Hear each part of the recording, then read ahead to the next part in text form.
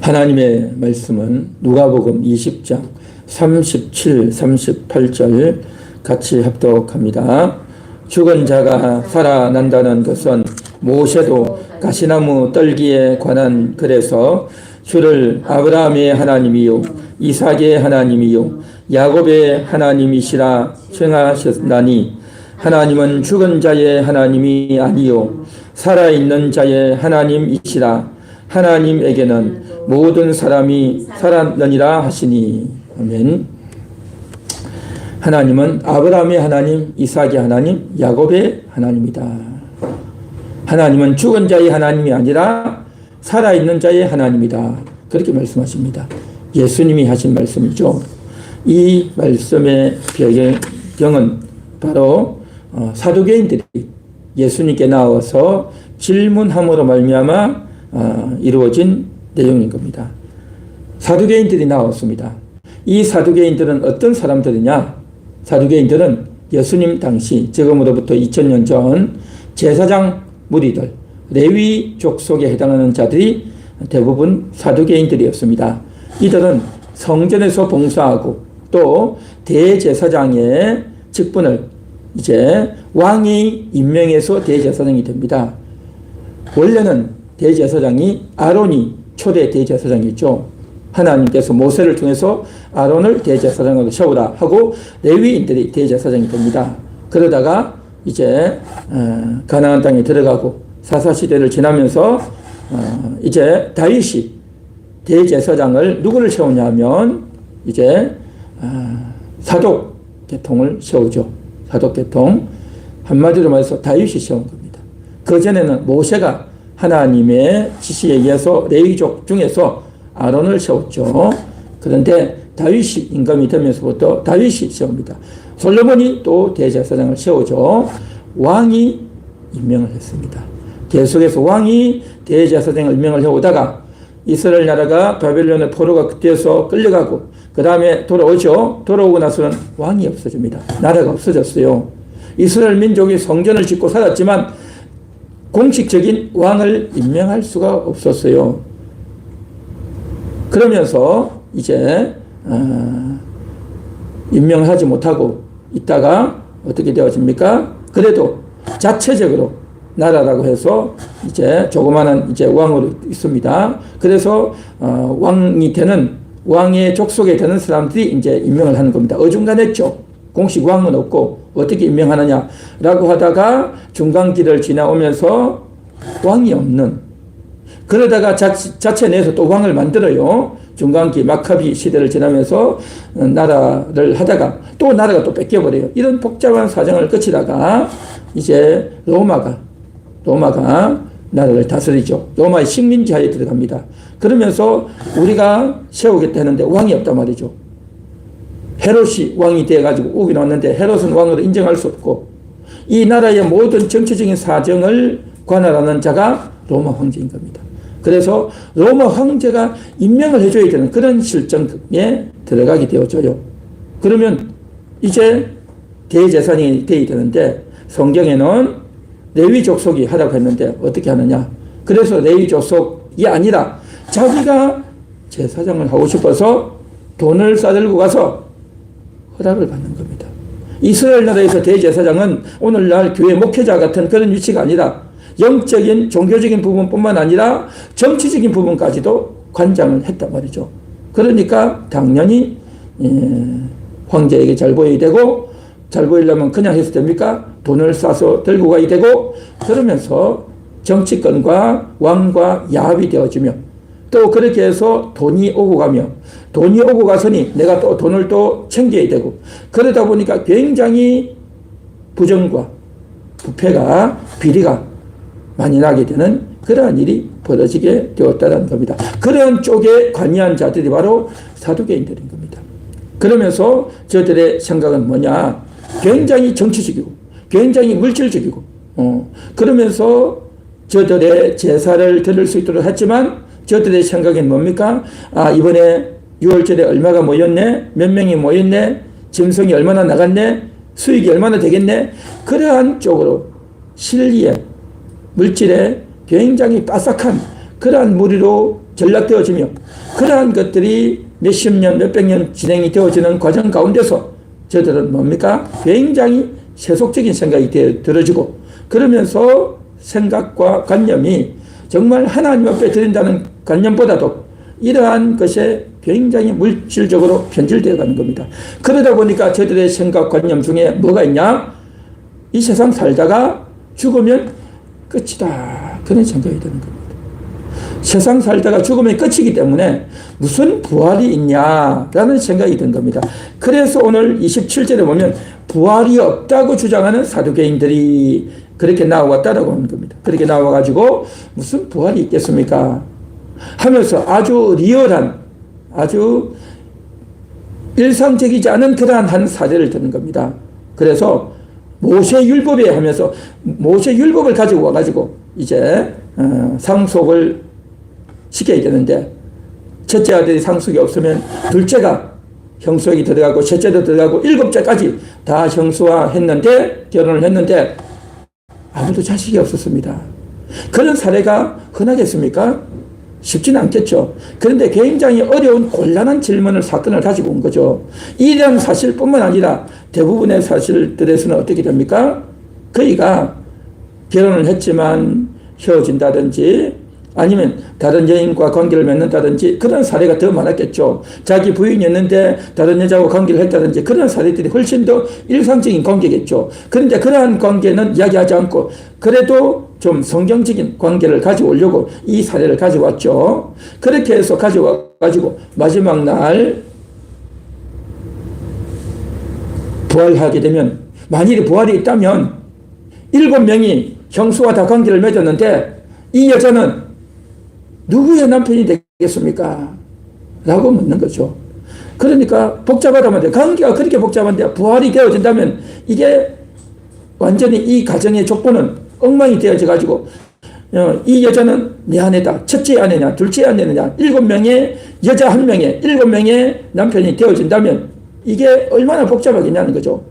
부활이 있다면 이렇게 되어지는데 이게 말이 됩니까? 하는 식으로 말을 하면서 결론이 뭡니까? 부활이 있겠습니까? 라고 하는 주장인 거죠. 오늘날 세상에도 살아가는 사람들이 다 부활이 있다고 생각할까요? 없다고 생각할까요? 우리는 너무나도 교회 안에서 살다 보니까 당연히 부활이 있다고 생각하죠. 그러나 믿지 않는 사람들은요, 일반인들은 부활이 있다고 생각하는 사람 없어요. 사람이 죽으면 끝이지 뭐가 다시 있겠느냐라고 하는 거죠. 그리고 우리나라 옛날 신라시대 기록이라든지 또 고려시대에 있었던 삼국지 연이라는 책이라든지 그 다음에 중국의 이러한 여러 가지 기록 문서들에 보면 사람이 죽었다가 살아났다. 그런 이야기들이 가끔씩 있어요. 그러나 그 사람이 죽었다가 살아났다고 했지만 진짜 살아났는지 입증할 수는 없어요. 입증할 수는 없단 말이죠. 그래가지고 온갖 이야기들이 다 있어요. 그 사람이 죽었다가 살아났다고 했는데 그 사람이 정말 살아났는지 확신할 수 없다는 거죠. 만일에 죽었다 살아났다면 어떻게 됐는지 거기에 대한 구체적인 서술이 있어야 되는데 구체적인 서술이 없단 말이죠. 그리고 또 어떤 사람은 이런 이야기도 있어요. 죽었다고 해가지고 관에다가 넣어놨는데 사람이 다시 살아난단 말이죠. 그래가지고 야 죽은 줄 알았는데 다시 살아났다 할 때 이 사람이 정말 죽었느냐 하는 게 또 문제가 되어지겠죠. 이 사람이 정말 죽은 게 맞냐? 그래가지고 유럽의 이런 기록에 보면 그런 것도 있어요. 정말 그 죽었다고 했는데 그 관 안에다가 혹시나 이제 지신 장례를 치르는데 자기가 깨어나가지고 내가 살아있다고 표시를 하려면 안에다가 배를 만들어야 된다. 배를 만들어가지고 이제 배를 누르면 이제 그 사람이 살았구나 하고 그렇게 해야 되지 않느냐. 뭐 그런 이야기도 있고 온갖 에피소드들이 참 많이 있어요. 많이 있죠. 그리고 오늘날에는 이 의술이 너무 발전해가지고 이제 사람이 죽었는지 안 죽었는지는 어떻게 합니까? 대부분 병원에서 확인을 해요. 병원에 가서 그 사람의 엉덩이라든지 그다음 눈이라든지 해가지고 그다음 심장이 뛰는지 안 뛰는지 보아가지고 의학적으로 과학적으로 입증해서 사망하셨습니다 하고 확인을 해주죠. 그런 것이 들어온 지가 얼마 안 됐어요. 근데 그 이전에 100년이나 그 이전에는 그런 방법이 없단 말이죠. 그러니까 사람이 갑자기 숨도 안 쉬고 있으면 죽었나 보다. 그냥 그렇게 하는 거죠. 그렇게 했는데 죽은 게 아니다 말이죠. 잠깐 기절을 했다가 다시 살아난 사람들도 있었다는 거죠. 그러다 보니까 정말 죽었는지도 모르겠고, 그렇게 해서 살아났다고는 하지만 정말 죽은 것인지 확실치 않다는 거죠. 이런저런 여러 가지 것들이 참 많죠. 정말 죽었다는 게 뭡니까? 심장이 멈추고 그렇게 해가지고 다시 살아난 케이스가 있어야 되는데 그런 케이스는 별로 잘 없죠. 그러다 보니까 이 사람이 살아나는 것이 과연 가능하냐, 죽음이 끝이 아니냐라는 인식과 생각들이 너무 많단 말이죠. 지금 현재 사두개인도 마찬가지인 겁니다. 이 세상에서 살다가 죽음이 끝이죠. 뭐 부활이 있겠습니까? 라고 말을 하죠. 그렇게 질문하니까 예수님의 답변이 뭡니까? 예수님의 답변은 명확합니다. 예수님의 답변은 뭐라고 하냐면 34절을 보십시오. 34절 보면 예수께서 이르시되 이 세상의 자녀들은 장가도 가고 시집도 가되, 35절 같이 한번 읽겠습니다. 35, 36절 합독합니다. 저 세상과 및 죽은 자 가운데서 부활함을 얻기에 합당히 여김을 받은 자들은 장가가고 시집가는 일이 없으며 그들은 다시 죽을 수도 없나니 이는 천사와 동등이요 부활의 자녀로서 하나님의 자녀임이라. 하면 이 세상의 자녀들은 장가도 가고 시집도 가고 다 한다는 거죠. 그렇게 해서 일부 일처 한 남자와 한 여자로 그렇게 결혼하기도 하고, 또 이제 사별하고 나서 또 다른 여자와 또 다른 남자와 결혼하기도 하고, 또 어떤 사람은 많은 여자를 거느리기도 하고, 이런 다양한 사례들이 많이 있다는 거죠. 그러나 저 세상에서는 뭐라고 말씀하시냐면 죽은 자 가운데서 부활함을 얻기에 합당히 여김을 받은 자들은, 부활함을 얻기에 합당히 여김 받은 자는 누구에 있습니까? 부활함을 얻기에 합당히 여김 받은 자, 이 자는 바로 뭐냐? 믿는 자를 말하는 겁니다. 부활하기에 합당하다. 부활하기에 합당하다. 죽은 자 가운데서 부활하기에 합당하다. 그러니까 모든 사람은 죽죠. 모든 사람은 육체가 숨이 끊어져서 다 죽습니다. 그렇게 죽으면 다 육신이 죽고, 그러면 영이 없어지느냐? 아니라는 거죠. 영은 살아있다는 겁니다. 그 살아있는 영 가운데서 예수를 믿고 죽은 자, 메시아의 약속을 믿고 죽은 자, 그리고 메시아의 약속을 믿지 않고 예수를 믿지 않고 죽은 자가 있다는 거죠. 예수의 약을 믿지 않고 죽은 그 영은 뭡니까? 죽은 자 가운데서 부활함을 얻기에 합당하지가 않은 거죠. 그래서 육신만 죽고 영의 상태로 있는데 그들은 부활을 얻기에 합당치가 않다라는 겁니다. 그러나 그 가운데서 부활을 얻기에 합당한 자들, 예수를 믿고 구원받은 자이죠. 그런 자들은 이제 영의 상태에서는 장가가고 시집가는 일이 없다라는 겁니다. 영의 상태에서는, 육신이 없는 영의 상태는 결혼하고 시집가고 장가가는 일이 없다라는 겁니다. 그렇죠. 당연히 없죠. 이 말은 영의 상태에서는 시집가고 장가가는 일이 없을 뿐만 아니라 이 땅에 있을 동안에, 육신의 몸을 입고 있을 동안에 결혼해서 남녀관계가 있고, 또 혹은 남편이 2명이 있고 또 아내가 3명이 있고 여러 가지 관계가 있을지 몰라도, 이 땅에서는 그런 복잡한 관계가 있을지 몰라도 이 땅에서의 관계는 저 영의 상태에서는 전혀 해당이 안 된다는 겁니다. 전혀 해당이 안 된다는 거죠. 지금 예수님이 말씀하시는 것이 이 말씀이다라는 겁니다. 그리고 36절 말합니다. 그들은 다시 죽을 수도 없다는 겁니다. 영의 상태에 있는 상태에서는 다시 죽지 않는다는 거죠. 그 영의 상태로 계속 진행되어지는 거죠. 영원히 산단 말이죠. 그러니까 다시 죽지도 않기 때문에 그 관계가 계속 지속된다는 거죠. 이 땅에 살 동안에 남편과 아내의 관계도 다 없어지고, 또 영으로 있는 사이에 그 영과 영의 무슨 다시 결합이나 조합이나 이런 것도 있을 수 없다는 겁니다. 왜냐? 이는 천사와 동등이다. 천사는요, 남성, 여성 없죠. 굳이 말하면 중성이라고 말합니다. 그러니까 천사처럼 영적으로 사는 것이지 남녀의 결합하고 뭐 사랑하고 슬퍼하고 기뻐하고 그런 게 없다는 거죠. 천사와 동등이고 부활의 자녀로서 하나님의 자녀입니다. 부활의 자녀. 다시 살아났다는 거죠. 다시 살아난 부활의 자녀로 하나님의 자녀로 살아간다 라는 것을 지금 말씀하고 있는 겁니다. 그러니까 부활이 없는 것이 아니라 부활은 확실하다. 하나님의 자녀로 살아간다. 그곳에서 사는 것이 바로 진정한 하나님의 자녀다. 지금 그것을 이야기하는 겁니다. 그러면서 37절에 이렇게 말씀하시죠. 죽은 자가 살아난다는 것은 모세도 하면서 모세 이야기를 또 하는 겁니다. 아까 조금 전에 사두개인들이 나와가지고 모세 이야기를 했죠. 모세가 말하기를 상속을 해야 되는데, 부모가 자녀에게 계속 상속을 해야 되는데, 그런데 상속을 하려면 아내를 통해서 자식을 낳아야 되는데 아내를 통해서 자식을 못 낳았단 말이죠. 그러면 상속을 할 수 없단 말이죠. 그렇기 때문에 자식이 없으면 이제 동생을 통해서 자식을 낳으라는 거죠. 그러니까 계속 그 한 여자를 통해서 상속을 해야 된다는 겁니다. 그렇게 상속해야 된다. 모세 율법에 그렇게 되어 있다라고 언급을 했기 때문에 너희가 모세 이야기를 했느냐? 그래, 나도 모세를 통해서 한번 이야기해 보겠다. 모세도 뭐라고 말했느냐? 떨기나무에 관한 글을 쓰면서 아브라함의 하나님, 이삭의 하나님, 야곱의 하나님이라고 하지 않았느냐? 라고 예수님이 말씀하신 겁니다. 이 말이 뭐겠습니까? 그렇죠. 하나님은 아브라함에게도 하나님이고 이삭에게도 하나님이고 야곱에게도 하나님이죠. 그런데 이 말의 시제를 잘 봐야 되는 겁니다. 시제를. 그러니까 정확한 시제를 말하면 아브라함의 하나님이셨다라고 해야 되지 않습니까? 그렇죠. 아브라함도 하나님 믿고 이삭도 하나님 믿고 야곱도 하나님 믿었으면 지금 현재 시점에서 보자면 2025년의 시점에서 보면 하나님은 아브라함의 하나님이셨다, 이삭의 하나님이셨다, 야곱의 하나님이셨다 해야 맞는 말이잖아요. 그렇게 해야 맞는 말인데 뭐라고 말하냐면 아브라함의 하나님이요, 이삭의 하나님이요, 야곱의 하나님이라는 말씀은 뭐냐면 지금도 아브라함의 하나님이라는 거죠. 이삭의 하나님이라는 거죠. 무슨 말이냐? 지금 아브라함이 죽지 않고 살아있다는 거죠. 지금 아브라함이 육신은 죽었을지 몰라도 영이 살아있다는 거죠. 그러니까 지금 아브라함이 살아있단 말이죠. 어디 살아있어요? 영의 상태로 살아있다는 거죠.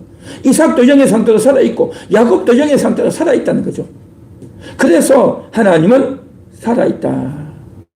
죽은 자가 살아난다는 것은 바로 뭐냐? 아브라함과 이삭과 야곱이 지금 살아있다는 거죠. 죽지 않았다는 거죠. 그 영이 죽지 않고 살아있다는 것을 지금 이야기하는 거죠. 그렇게 지금 모세가 기도할 때 아브라함이 하나님이요, 이삭이 하나님이요, 야곱이 하나님이요. 모세는 틀림없이 아브라함과 이삭과 야곱 훨씬 후세대 사람이죠. 400년 이후 사람인 거죠. 그렇다고 한다면 하나님은 아브라함의 하나님이었습니다, 이삭의 하나님이었습니다, 야곱의 하나님이었습니다 라고 해야 되는데 그렇지 않고 현재 시제를 써서 이야기했다는 거죠.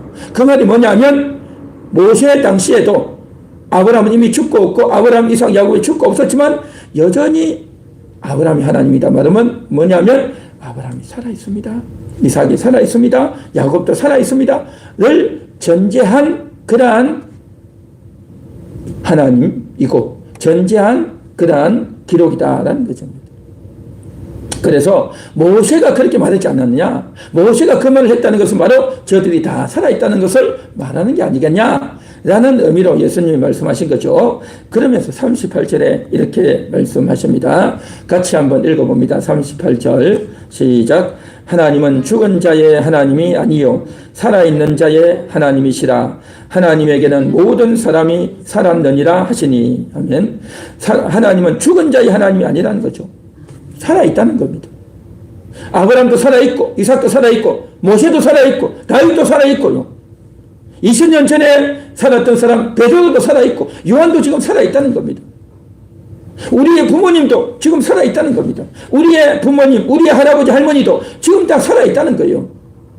이게 바로 예수님의 말씀이다 말이죠. 우리는 생각하기를 죽음이 끝났구나, 눈에 안 보이니까, 저 세상 갔으니까 이제는 끝났구나라고 생각하는데 그렇지 않다는 것을 지금 예수님이 분명히 말씀하고 있다.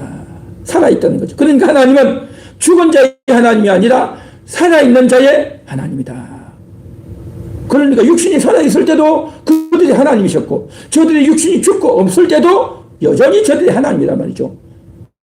영으로 살아있단 말이죠. 영으로 살아있다. 그러면 보십시오. 하나님은 죽은 자의 하나님이 아니다. 이 말이 뭐겠습니까? 그러니까 죽은 자가 없단 말이죠. 다 살아있는 거죠. 육신의 몸을 입고 살아있고 육신은 없지만 영으로 살아있고 다 살아있단 말이죠. 자, 그래서 하나님에게는 모든 사람이 살아있다. 있느니라. 모든 사람이 살았느니라. 죽은 자가 없다라는 거죠. 그래서 부활이 어디 있느냐라고 했던 사두개인들에게 부활은 분명히 있다. 부활은 분명히 있다. 이 땅에서의 그 남녀관계가 지속되는 것이 아니라 천사 같은 관계이다. 시집도 가지 않는, 장가도 가지 않는 그러한 상태이다. 그들은 부활의 자녀로, 하나님의 자녀로 살아있다. 살아있다. 라고 하면서 아브라함이 살아있고 이삭이 살아있고 요셉이 살아있고 다 살아있지 않느냐 라고 하면서 예수님이 분명한 진리를 그렇게 선포해 주신 줄 믿습니다. 오늘 이 시간도 우리는요 살아있는 자의 하나님이라고 했습니다. 하나님은 살아있는 자의 하나님. 여기서 살아있는 자의 하나님이란 뭐겠습니까? 그러면요 육신이 살아도 살아있고 영의 상태도 살아있으니까 죽음이 없죠. 그렇죠. 죽음이 없어요. 그런데 왜 그러면 굳이 살아있는 자의 하나님이라고 하냐 말이죠. 살아있는 자라는 이 의미는 뭐냐? 육신이 죽는다는 것이 아니라 영이 살아있는 것입니다. 내 영혼이 살아있어야 된단 말이죠. 이 땅에 살면서 예수를 믿지 않고 영이 살아있지 않는 자라고 한다면, 그리고 이 세상에서 죽었는데 예수를 믿지 않고 죽었단 말이죠. 그러면 그 영이 어떻게 되겠습니까? 영이 없어집니까? 아니에요. 영이 살아있어요. 영은 존재해요. 그러나 그 존재는 하나님을 알지 못하는 존재에 있고 이 땅에서 예수를 믿지 않고 하나님과 관계를 맺지 않는 그런 자이기 때문에 그러한 영혼을 향해서는 살아있다라고 말하지 않아요. 그런 자는 죽어있다라는 겁니다. 죽어있단 말이죠.